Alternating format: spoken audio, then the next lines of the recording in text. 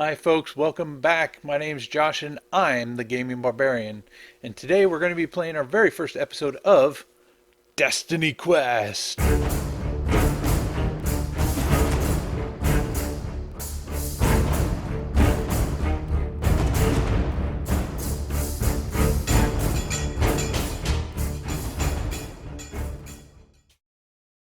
Now I did an introduction and read the prologue. So if you missed that video, I want to encourage you to go back and check that out because it's pretty great. And you'll see how I have everything set up and kind of get insight on how to play the game. All right, so last time when I read the prologue, we did end up with a few items. Um, the thing is, we don't know where we came from, and this poor knight was dying, and he really had no answers. But we were both heading in the same direction when our camp was attacked, and apparently I became surrounded, and some sort of magical force, destroyed all the thieves and blew up the camp, I guess. And this knight had fought valiantly. He was on his way to meet a master and train with him. Unfortunately, he was shot by an assassin who was the only one that managed to get away. He thought it was maybe the leader, and we kind of sat there with him until he passed. He offered us his sword because we kind of knew just looking at him that he was vitally wounded and just he wasn't going to make it. So he gave us his sword, and it's called the Apprentice, and it gives us a +1 to our brawn and a +1 to our magic. He also gave us his pack, and in his pack he had a letter to Avian Dale, or a recommendation letter, and it was so that he could train with Avian Dale, who is the master knight, I guess, of this realm, and he trains young knights to be full service knights, I guess. But we're going to discover more as we go along. So it was an awful night. We spent the night in a cave. It rained, it poured. We had harpies that were chasing us for a moment. But it is the dawn of a new day. We have set off on the path to Tithbury Cross. We can see it in our vision, in our line of sight, and that's where we're going to start. All right. So let's switch over to the hero sheet and kind of the quest board. There we go, the gameplay screen. So we have 30 health. We have 10 gold to start. Everybody gets 10 gold. And we have our sword, the Apprentice, which gives our brawn and our magic +1. So we are going to jump right in. We're going to go to the map and have a look at it. I have one up on the screen for you over there. And you will see that we are here where the town is. Come on. And there are several little areas all around us with different quests. But we're going to go to the town first, see if we can get some help. Maybe even find out who this Avian Dale is. So that is paragraph 6. So this doesn't go by pages, it goes by kind of paragraphs. So got to go back to the beginning of the book. There we are. The track you are following widens, becoming a dusty road that leads into the village of Tithbury Cross. It is a small settlement, its timber-framed buildings and cottages crowding in around a central main square where 4 roads come together. The lanes and paths are mostly deserted, You imagine that most sensible people are staying indoors, taking refuge from the sun's merciless heat. A couple of farmers pass you by, grumbling about the weather. Neither of them offers you a word of greeting. Reaching the main square, you consider your options. Okay. Ahead of you is a local tavern, its painted sign showing a plump black bird pecking at a pie. To your left are the remnants of a small market, set up under a series of gray awnings. With few customers to view their wares, the traders look bored and listless. To your right, a narrow path leads past the row of houses and then rises steeply, climbing the side of a sun-scorched hill. At its summit, you see a stone well with several villagers gathered around it, deep in conversation. Will you visit the Pie and Blackbird, explore the market, or visit the well? Now, it does say in quotations here that if you go to the well, that's going to start a blue quest, which is going to be hard, especially for us just starting out. So we're going to, yeah, I'm not, a little bit of meta there, but it says so right here in the book. So I don't really want to trigger a blue quest right now, just starting out. I want to know more about this Avian Dale. Maybe we can find something good in the market. Let's go to the tavern. There's got to be someone in there that knows something. So that's going to be paragraph 11, to visit the Pie and Blackbird. All right. The tap room of the Pie and Blackbird is dark and muggy, the only light coming from a narrow window opposite the bar. The tables and benches are mostly empty. Just a few customers sit sullenly over their mugs of ale, making little effort at conversation. At the bar, a group of elderly farmers are seated on stools, taking in hushed tones as they puff on their pipes. The barman listens to their talk, fanning himself with grim-stained dishcloth. As you approach the bar, you notice a man sitting alone at the far side of the room. He appears to be watching you from beneath the brim of his hat, his long, pale fingers shuffling and reshuffling a deck of cards. Speak to the barman, talk to the farmers, walk over to the card player, or leave and return to the village.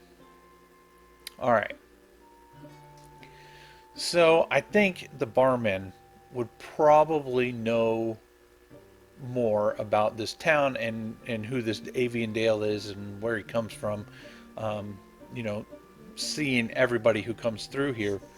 So I think logically that is going to be the first thing we do, is speak to the barman, and that's going to be paragraph 19. The barman grunts as you approach, pushing himself lazily up off the counter. What can I do for you? I'm sorry, that's a little Diablo Griswold. But that's what it is. What can I do for you? He asks, scratching his round belly. Need something to cool ye down. Ain't got nothing cold, I'm afraid. Warm beer's all you're getting here.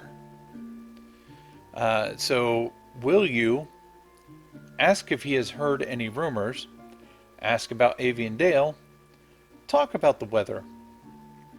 Turn your attention back to the taproom. Well, we're here to find this Avian Dale, so we can train with him. So let's ask him about Avian Dale. Paragraph 53.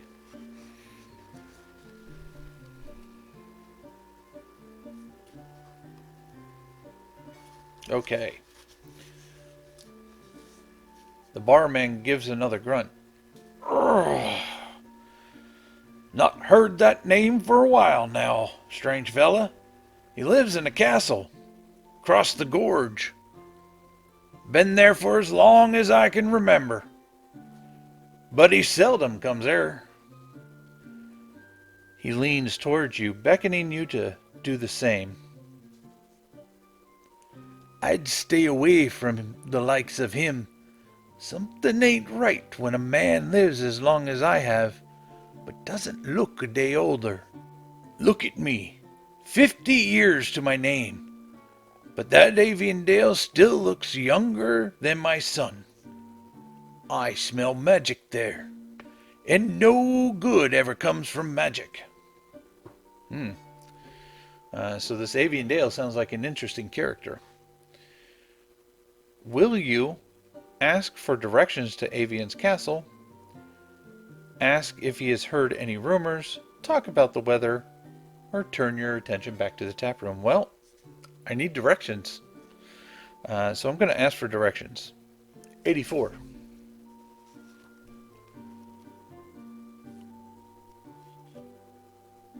There we go. The barman raises his eyebrow.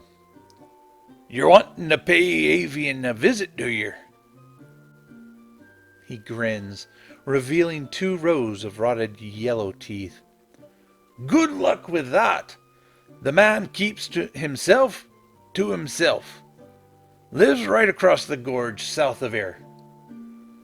Only ways across is a bridge. And I hears that a troll moved in now. Made it his own. Unless you pay the toll, it's lights out for ye. The barman slams his fist on the counter, making you jump. His face cracks into another grin. Truth is, I think Avian Dale likes the troll. Otherwise, he would have done something about it. Keep strangers away. And I hear Avian don't like strangers. All right, well, I'm not going to be a stranger. I have this letter of recommendation, so, I'm not going to tell the barman that, but. So, will you ask if he's heard any rumors? Talk about the weather. Return your attention to the tap room. I think I'm going to turn my attention back to the tap room. So, number 11. Kind of done with this guy. So, we can talk to the farmers, walk over to the card player, or leave and return to the village. Now, we can go back and speak to the barman if we want to talk about the weather or rumors he's heard, but I don't think that's pertinent right now. I'm going to talk to the farmers. Maybe they've seen things, and let's see. That's going to be paragraph 75 to talk to the farmers.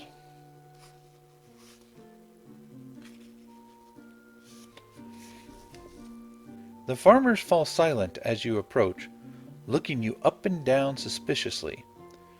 You quickly explain that you are a traveler, a wanderer, if there is any work for a hired sword. The farmers glance at each other, then begin chuckling behind their pipes. One of them beckons you closer, blowing smoke out of the corner of his mouth. Well, I'll tell ye what you can do, he says in a thick accent. Go kill the witch. She's the one who's been bringing this curse upon this land. The other farmers nod, mumbling in agreement. Before you can ask any further questions, they turn their backs on you and resume their conversation. Turn to 11. All right. A witch. Okay, that's not never good, All right, so the farmers didn't have too much to say. They added more mystery to this whole place. A witch? Maybe this whole place is cursed by her? I don't know. I mean, the only other option is walk over to the card player or leave and return to the village. Let's see if the card player has anything of note to say. As you walk over, the man doffs his hat to you in a greeting. You settle you settle onto a bench opposite. Greetings, my friend. You care to make a little wager? Ooh, I only have 10 gold. And there's the market still. No, I'm not going to gamble with this guy. So your options are to agree to play cards or ask about the rumors. Yeah, I don't think now's the time, but maybe we'll come back with some gold and we'll gamble a little bit. So let's ask him about local rumors. 128. Let's see if we can get some more information on this witch.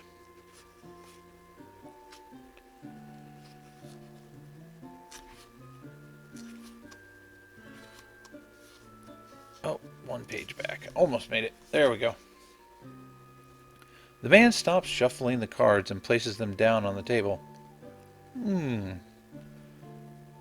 Looking to make a fortune, huh? He rests his chin on his hands, offering you a crooked smile. Well, if it's treasure you seek, the graveyard would be a great place to start. Haunted, good, and proper, it is. The locals won't go near the place. Even the priest. They say that it's cursed. Something to do with an old legend about a book burned beneath the church. He chuckles to himself.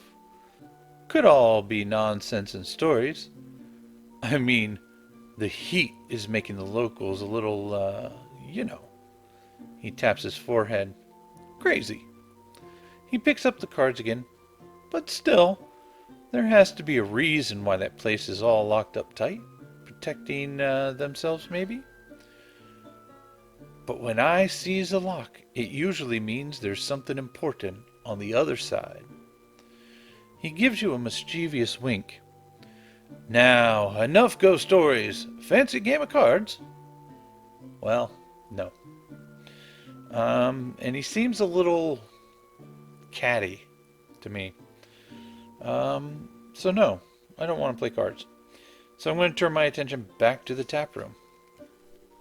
And I think we're going to exit and go to the market. Maybe someone out there has heard something or has something to offer. Maybe see what they're selling. Maybe we can pick up a couple things for our backpack for our journey. Alright, so we got to go back to paragraph 6. Which options are here? So, explore the market. Paragraph 46.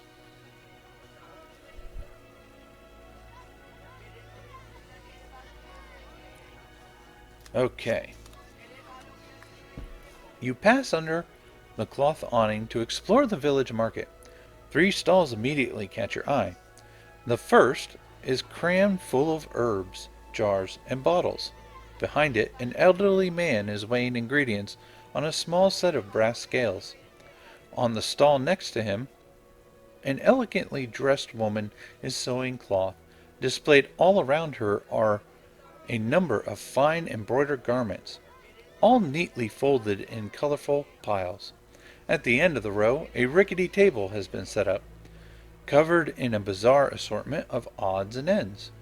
From wooden toys to battered pieces of rusty armor, the stall owner is currently rummaging in a box underneath the table. Alright, so it looks like we have an herbalist and someone with a bunch of junk armor. So, and we have someone who makes clothes. So we can visit the apothecary, the clother, or the tinkerer.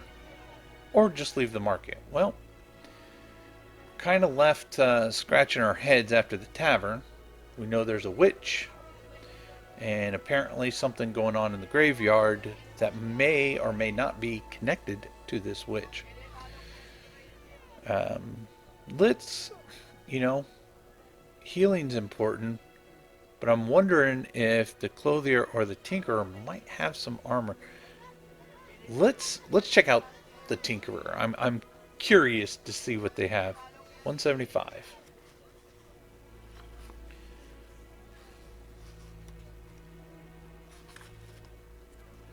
Excellent. Okay. Wait up! Wait up! There's a thump as the man knocks on his head, the underside of the table. Oh! Oh! Third time in as many minutes. Rubbing his forehead, the man stands and holds out his hand. You shake it warmly, asking him what he has for sale. Well, I'm a tinkerer, says the man, stepping back and taking a bow. I find things and I repair them. Ah, let's see. You look like the adventuring sort. Guess I might have some armor you might like. Not the good stuff, like what those mighty inquisitors wear. Although, he makes a point of eyeing up your current equipment. Beggars can't be choosers, can they? He spreads out a choice of objects on the table. You may purchase any of the following for 12 gold crowns. Oh, and we only have 10. We're going to have to find some work. So there's a notched blade, which gives a +1 speed and a +1 brawn. It's a main hand sword, so that would take away our +1 to magic. Okay. That would be more of an advantage during combat. He has a simple coif, which is for your head. +1 brawn, +1 armor, which is good. So that basically our brawn is our strength, and then armor will detract from damage that we're taking. Buckled boots, obviously foot item, unless you want to wear them on your hands. +1 to your speed and +1 to your brawn, so again, great for combat. Unfortunately, we don't have 12 gold crowns at this time. If you got any bits and pieces on you, I may be able to knock something special together for you, says the tinkerer. If you have a damaged shield and crocodile skin, go to 191. Otherwise, you thank the tinkerer and leave. You know what? There's nothing that says I can't make a note of that, and I'm going to put that on a sticky note. So we can keep an eye out for these items. So tinkerer,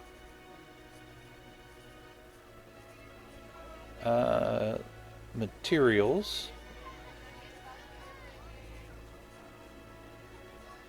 This is one thing I didn't do when I played last couple times, is I didn't make note of this. I just kind of, oh well, I can't afford it, I'm just going to leave.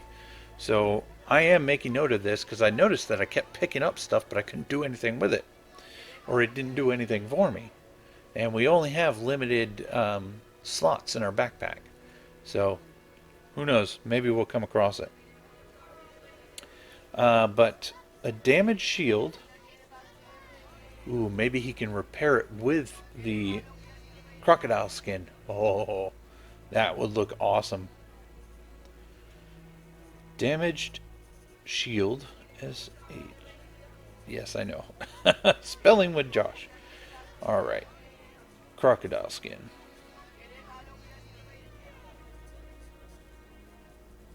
Okay.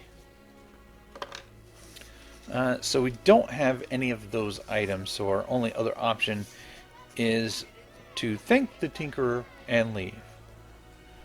So we go to 46. And let's see, maybe the clothier has something that will give us, like a +1 to our armor. Who knows? But it can't hurt to look. I hope the prices are lower. The woman puts aside her sewing, looks you up and down with interest. Ah, a traveler, she says, nodding her head. So, I might sell something in this backwater village after all. Please, take a look at my fine silks. I use only the finest cloth and thread. From the deserts of the south, no less. You may purchase any of the following items for 12 gold crowns each. Here we go again. Stuff we can't buy. Okay. But let's take a quick look at what she has. A silk robe, which goes on your chest, gives a +1 to magic. Embroidered gloves, +1 to speed and +1 to magic. A patchwork cloak, +1 to your speed. All right, depending on, which way you're going, if you want to really kind of focus more on the magic side, I think the embroidered gloves and the silk robe are great for that. The patchwork cloak just kind of helps your speed out. So nothing too crazy, but that's to be expected from pretty much plain clothes. My silks are the finest around, says the woman. If there's nothing in here that interests you, perhaps I can tailor you something a little more unique. Ooh. So here she's looking for items too. All right, let's make note of that. Let's ask her about those unique items. Paragraph 85.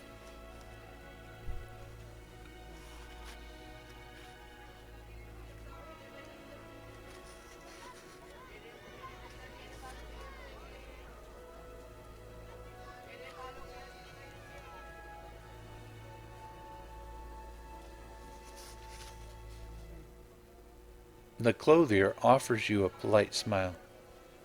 Well, I can't just fashion them from thin air, my dear. I need materials to work with. Bring me the following, and I will be able to create some fine clothing. All right. So there's a couple options here, and it looks like you're going to have to make a decision should you find these items. So I will read them off to you. Let me just take a quick note. Clothier looks like ragged boots and spindle silk. Ragged boots and spindle silk.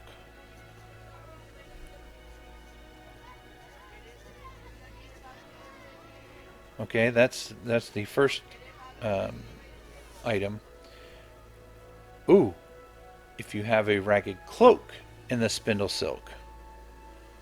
So let's go with the ragged cloak and spindle silk. So your spindle silk is going to get used up, so you're going to have to decide, which is most important. Oh no. So that's even going to... I'm sorry. Distracted. Bat leather. Bat leather.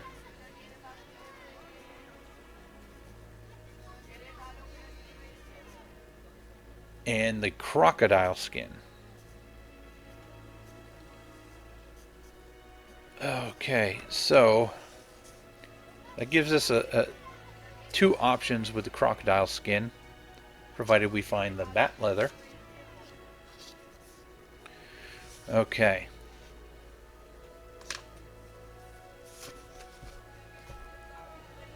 I wonder what she could make out of that. Like, it just at first thought is that she's going to fix up the ragged boots with the spindle silk, which will probably give us a boost to our speed, and who knows what the ragged cloak will do. And I have no idea what she could possibly make with bat leather and crocodile skin. All right, so we visited the tinker and the clothier. Let's check out the apothecary. The health potions can't possibly be 12 gold crowns per potion, can it? Let's see, 46. All right, so the herbalist or the apothecary is on 56. All right. The elderly man looks up from his work, his expression one of surprise. "Ah, a customer at last," he says, pushing his glasses up on his nose. "Can I interest you in any of my wares?" "You may purchase any quantity of the following for 5 gold crowns each." There we go. Now we're talking. What do we got? We got a pot of healing, which all these are going to be a one-time use. You drink them and that's it. And each one goes in your backpack slot. So, potion of healing. Use any time in combat to restore 4 health. Potion of speed. Use any time in combat to raise your speed by 2 or more for 1 combat round. Okay. And a pot of magic. And pot is short for potion. 1 use. Use any time in combat to raise your magic by 2 for 1 combat round. Okay. So I definitely think that we are going to take a potion of healing. So let's write that in our backpack and make sure we're taking off the appropriate money. I'm debating on taking the potion of speed as well. Maybe kind of give us a leg up on our combat skills. But let's take 1 potion of healing. I'm just going to make a note here.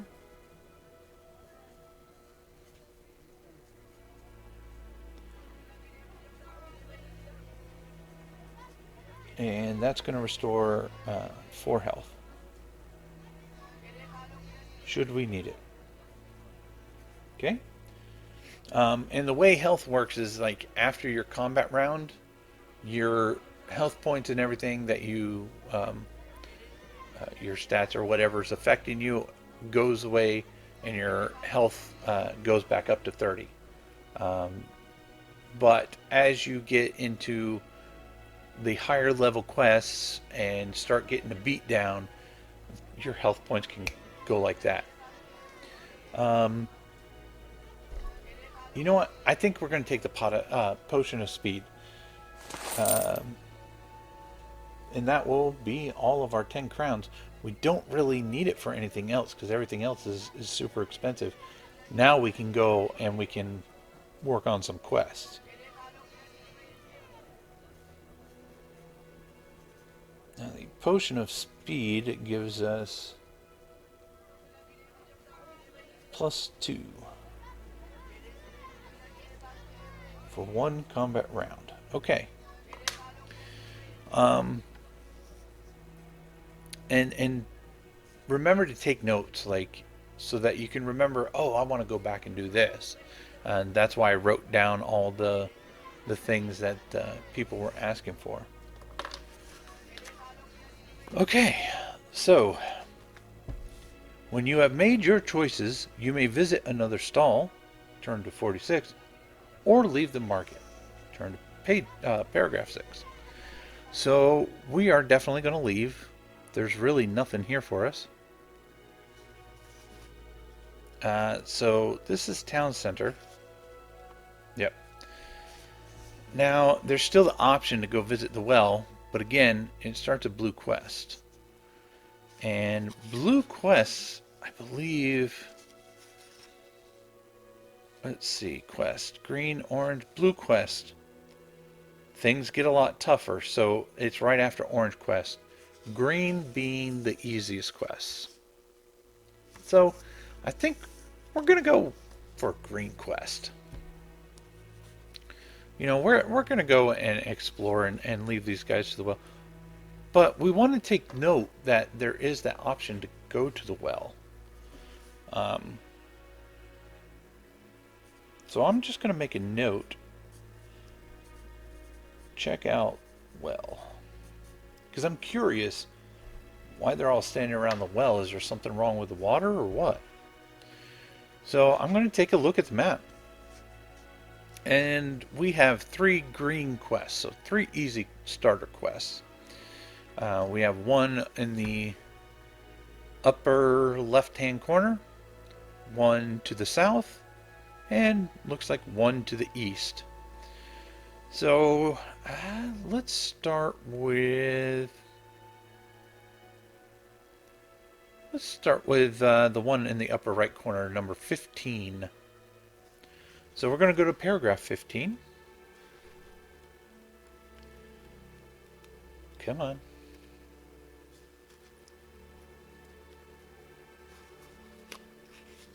There we go. All right. Ooh, Quest of the Cursed Cornfields. All right. So maybe this is what the farmer was talking about, all these problems. I'm going to make a note on my combat sheet of which quest we're currently in, and I'll put that up on the combat/encounter board. So we are doing... This helps me keep track, so I can always look back and say, okay, I did that there, or I got that item from that battle, or that quest. Okay. Curse of the Cornfields.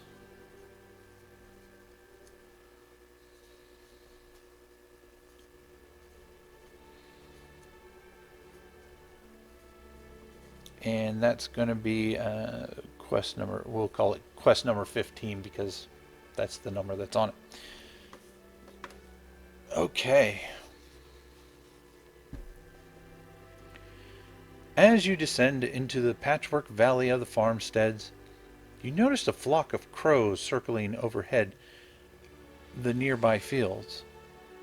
Below them, a fine white mist hangs like a shroud over the wilting, sun-beaten corn, its appearance looking slightly unnatural in the dazzling sunlight. An elderly man hurries towards you, a pitchfork held tightly in his hands. His expression looks panicked. "Please, will you help me?" he cries. "My farm is cursed. It's the witch, I tell you." All right. Ask about the strange mist, or ask why the witch is to blame. I don't think there's going to be time to... I mean, we can ask him the long question after, which is why he thinks the witch is to blame. Let's ask him about this weird mist. Page 31. Okay, excellent. It's been there for 2 days, says the elderly farmer, pointing a trembling finger at the mist. "And I've seen strange things in there. Shapes and sounds. Horrible sounds. I won't go in there. No, I won't. Please, please don't make me." He jerks his head around to look at you, his expression slightly crazed. "The wife won't let me go back in the house, not until I sort it out. But I can't go in those fields. I can't. The mist just... it's not right. The witch did it. I know she did." Finally finding my farmer's accent there. So, should we agree to help the farmer or ask why the witch is to blame? You know what? Maybe he'll throw us a few gold coins if we help him out. What's the worst that could possibly happen? It's probably maybe a swarm of insects or something.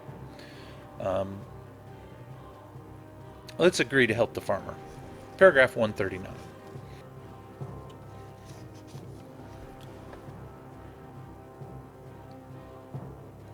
"Oh, thank you, says the farmer. He all but pushes you into the swirling white mist. "Good luck," he says, "and please, be careful." You assure him that you will, drawing your weapon as if to underline the point. As you cross into the swirling banks of mist, the first thing that hits you is the cold. The wispy tendrils of fog are like ice, almost burning your skin with a freezing touch. Within seconds you are shivering, your breath forming clouds in the chill, damp air. You press onwards, pushing your way up through the blighted corn. No longer sure what direction you're heading in, whichever way you turn, the mist is there, swirling around you like a cruel tormentor. Perhaps it's just your imagination, but you are convinced that you can see shapes moving through the insubstantial haze. Each time you try to focus on one, they're gone, drifting away like ghosts in the rolling currents. As you head deeper into the mist, you stumble across a large cross-shaped pole sticking out of the ground. It is frosted with ice, sparkling in an eerie white luminescence. For a moment, you ponder what the pole was used for. Then you realize something is moving towards you through the field, making a beeline for your position. As the sound of snapping corn gets louder, you ready yourself for battle. From out of the mist lurches a creature of nightmare, a man made entirely of straw, his ragged clothes coated with ice. With an inhuman howl, the creature raises its hands, revealing a deadly set of splinter claws. You must now fight the Scarecrow. Alright, we have our first official counter. So, I am going to use my combat sheet, although you guys get to see it up there digitally. Scarecrow.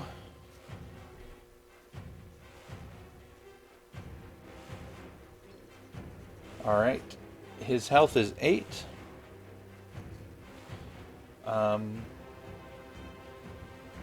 And he has no special abilities, so hopefully our dice are good to us. Alright, so and he's only got a 1 in his brawn, so I don't think his attacks are going to hurt too terribly bad. At least hopefully not. Okay, so the way combat works, since this is our first combat session, is we're going to roll 2 die for us, take note of that number, 2 die for him. Whoever's higher is the person that hits. We're going to add in our speed, because that's the speed of our attack. Then we're going to use our bonus from our brawn or our magic, whichever one gives you the highest bonus, and then total that up with a d6 for damage. Alright, so let's roll. Go ahead and roll for our speed. So we have no bonus to our speed, so this is just a straight roll. 4, 5, 6. Alright, so we first got 6. The bad guy, Scarecrow, oh, he gets an 8. So his hit, he hits us. Now we roll 1 die to see how much damage it is. Oh my god! Oh, I might have spoke too soon. So we are going to take 5 damage. So we are down to +1 to his brawn, so we are actually going to take 6 damage. Ouch. Yeah, that hurts. So that's going to put us down to 24 health points left. Now, I know we had the potion, but I think it's way too early to even attempt that. So, and combat rounds continue till either you die because you're immortal, so you'll just respawn back at town, or you defeat the bad guy. So now we're just gonna start going around again until we get him down to 0, hopefully, and hopefully we will survive this. So I'm gonna switch my good guy dice to the victory condition gaming dice. Come on, good luck.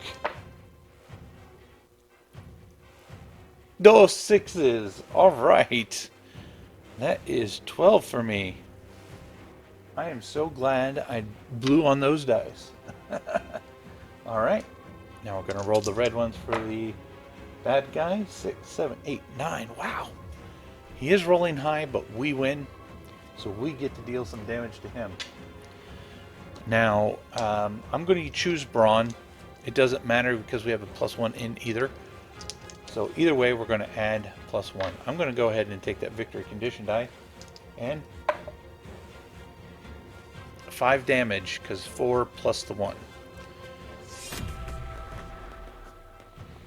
So he's down to 3. So hopefully this next round we can just knock him out of the park. Alright, here we go. 7, 8, 9, 10. So we got 10. I don't know, he's rolling pretty good. He could beat that. Oh, I see a 6, 7, 8, 9, 10. We tie. So when there's a tie, nothing happens. It's as simple as that. Alright. Come on, lucky die. 5, 6, 7. Alright. We have 7. Ah, he wins that one. That one, he got 9. So he's going to do 5 points of damage, 4 plus 1. So he hits us again. Down to 19 health. No! Oh, it hurts. Okay. We're going to swing back. 7, 8. He rolls 4, 5, 6, 7. Yeah, we win. All right. Let's deal hopefully over 3 damage. That's 5 plus the 1. That's going to be 6. And he is gone. Dun, da, da, da.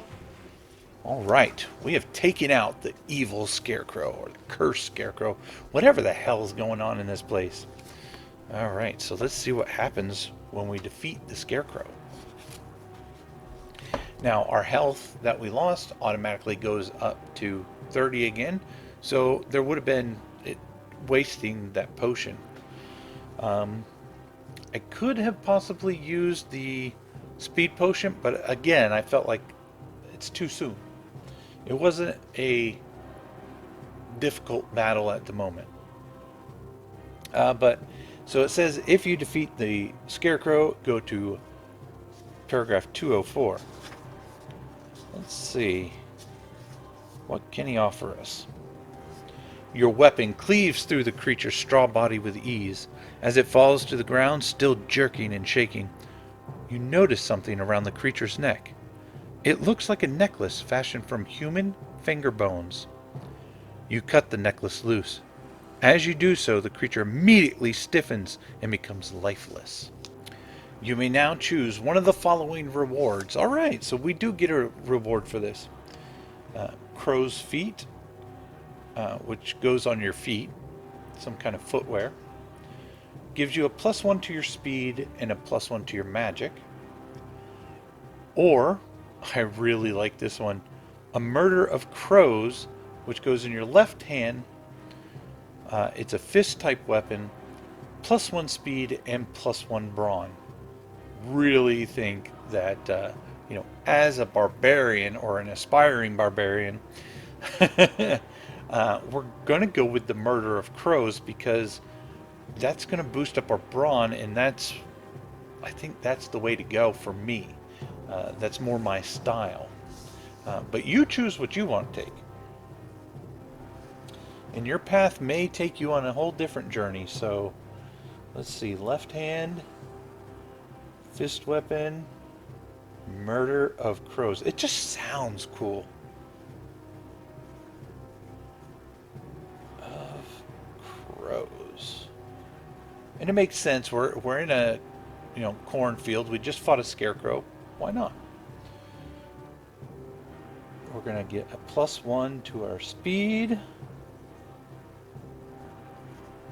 and a +1 to our brawn. So that will affect our stats. +1 speed.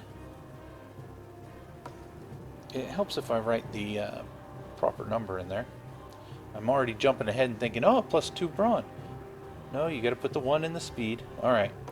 And then change the +1 brawn, because we're carrying 2 items that affect our brawn, the apprentice sword and the murder of crows, so we get a +2,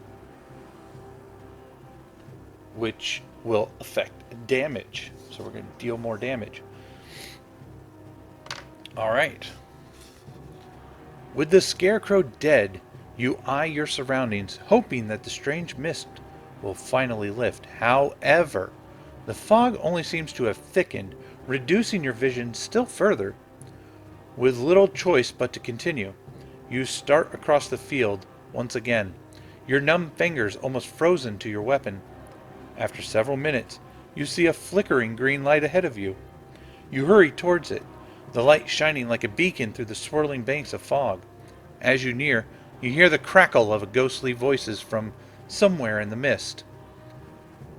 Entering the area of flattened corn, you soon discover that the source of light is a grim totem that has been pushed deep in the frozen earth, fashioned from dark wood and bone. Its length crackles with a magical green light. This must be the source of the witch's curse. Turn to page 65. Oh. Or, sorry, paragraph 65. You know what I meant.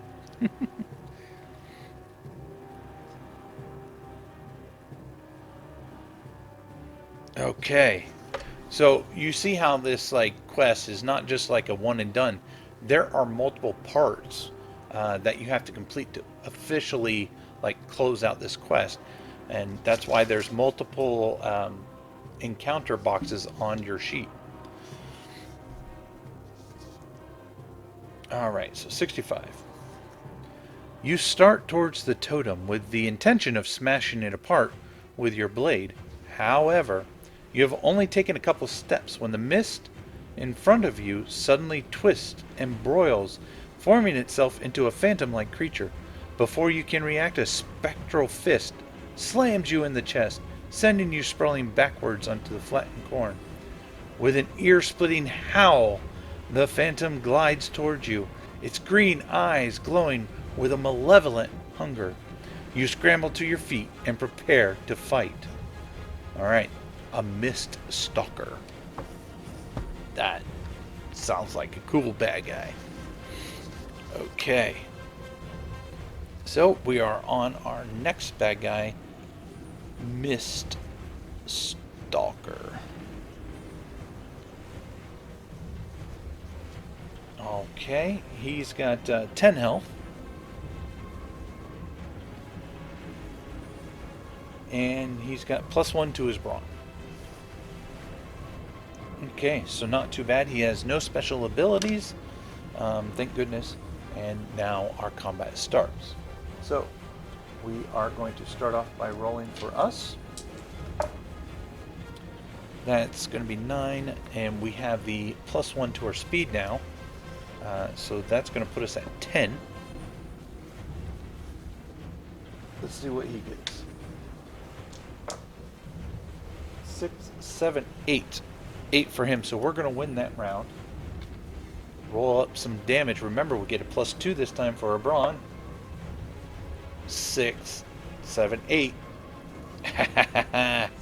Alright, 8. Only 2 more points to go, but anything can happen, folks. Anything can happen. You might have this guy on the ropes, but if he just starts hitting you and the dice start, failing, it could be bad. Alright, so we're going to roll for us again. We get the +1 for our speed. I rolled an 8, plus the 1 is 9.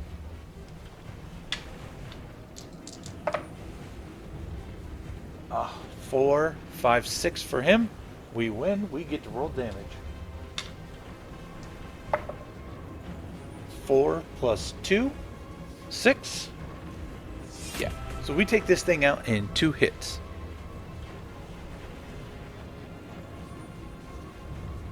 Awesome. Yeah, we're gonna fix this farm, he's gotta work. He's gotta make, the money to feed his family. He's gotta make the food to feed the town. Okay.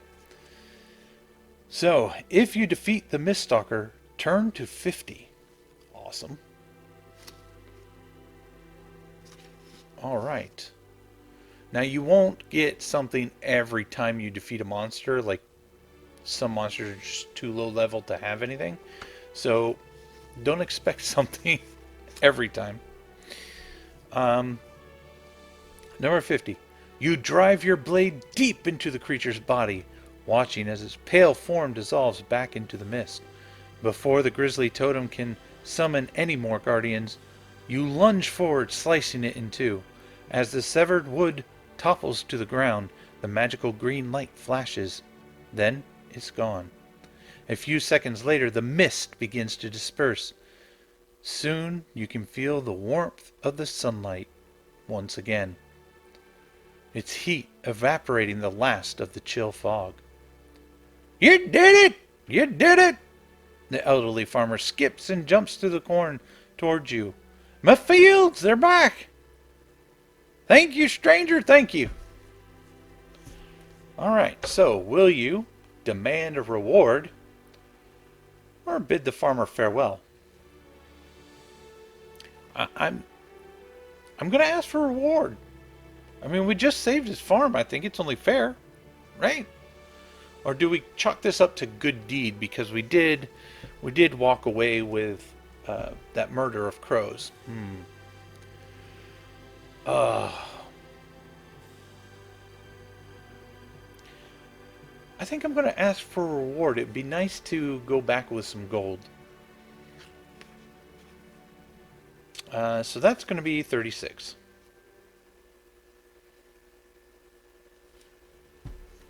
The farmer scratches his graying hair. A reward? Well, yes. I suppose you did me a favor. Thing is, I don't have a penny to my name. Not a thing. Hey, wait! Perhaps I can give you something. He stuffs a hand in one of his pockets and pulls out a small, grime-covered key. I found this just the other week when I was tilling me southern fields. Don't suppose it has much use, really, but you're more than likely to find the lock it fits in than I am. If you decide to take the grime-coated key, simply make note of it on your hero sheet. It does not take up a backpack slot. You thank the farmer and bid him farewell. Return to the map and choose a new quest. Alright, so down in the notes, we will put grime-covered key.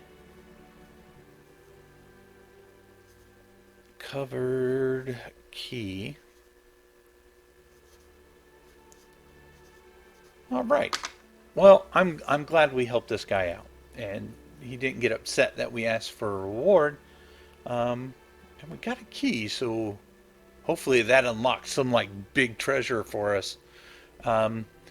Unfortunately, I don't have space on the digital board here to put the note about the grime covered key, but I'll keep you posted.